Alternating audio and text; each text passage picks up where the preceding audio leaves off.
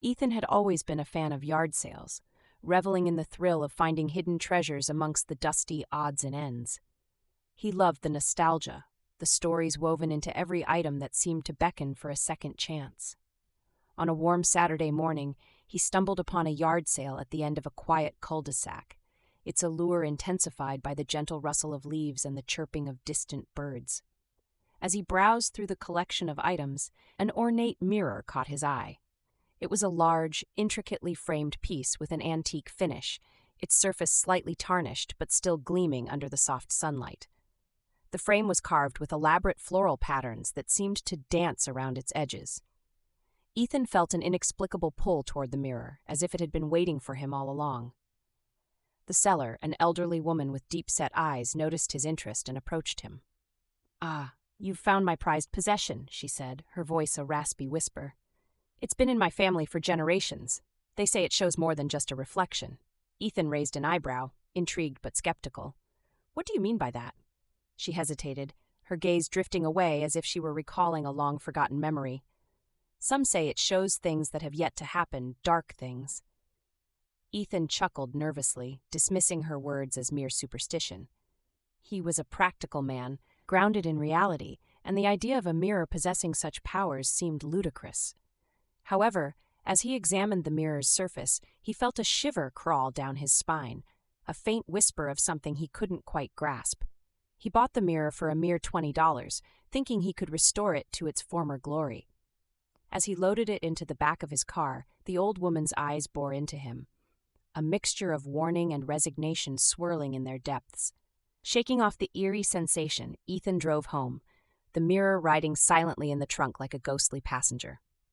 Once inside his apartment, Ethan set the mirror against the wall of his dimly lit living room. It loomed large, a strange presence that transformed the atmosphere of the space. He stood before it, admiring its beauty, but as he reached to touch the surface, a chill shot through him. For the first few days, everything seemed normal. He admired his reflection, noting how it seemed to shimmer with a life of its own.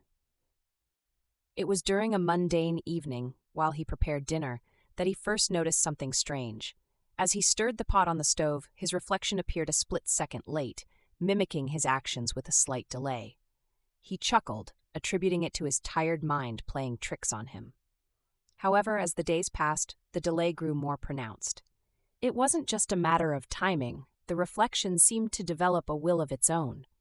Ethan would smile, and the mirror would respond with a sly grin that didn't quite match his. His heart raced with unease, but he brushed it off as his imagination running wild. That night, as he settled into bed, Ethan had a vivid dream. He found himself standing before the mirror again, but this time the reflection wore an expression of malice. It raised a hand and beckoned him closer, a wicked smile curling at its lips. Startled, Ethan awoke with a jolt, sweat clinging to his brow. He glanced at the mirror across the room, and for a fleeting moment, he swore he saw the reflection still smiling, even as he turned away. The next morning, Ethan's apprehension intensified. He decided to avoid looking into the mirror, convinced that ignorance would shield him from whatever dark influence it possessed. But curiosity is a fickle thing, and despite his best efforts, he found himself drawn back to the mirror, like a moth to a flame. It wasn't long before the reflection began revealing things he hadn't done yet. He would see himself washing dishes, but the reflection would turn its back to him, mockingly ignoring the mess around him. Ethan felt a creeping sense of dread. It was as if the mirror were anticipating his actions, twisting them into something sinister. One evening, while preparing for bed, Ethan glanced into the mirror one last time.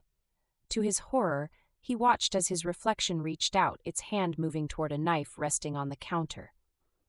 It picked it up with an eerie grace, turning the blade toward Ethan with a predatory glint in its eyes.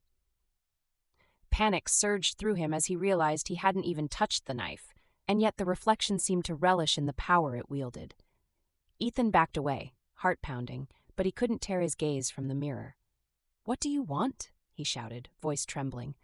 The reflection simply laughed, a sound devoid of joy, echoing in the empty room. In the days that followed, Ethan's life spiraled into chaos. The reflection grew bolder, revealing horrifying scenarios, friends betraying him, strangers lurking in the shadows, even a vision of his own lifeless body sprawled on the floor. each glimpse left him more shaken than the last, his reality warped by the sinister images seeping from the glass.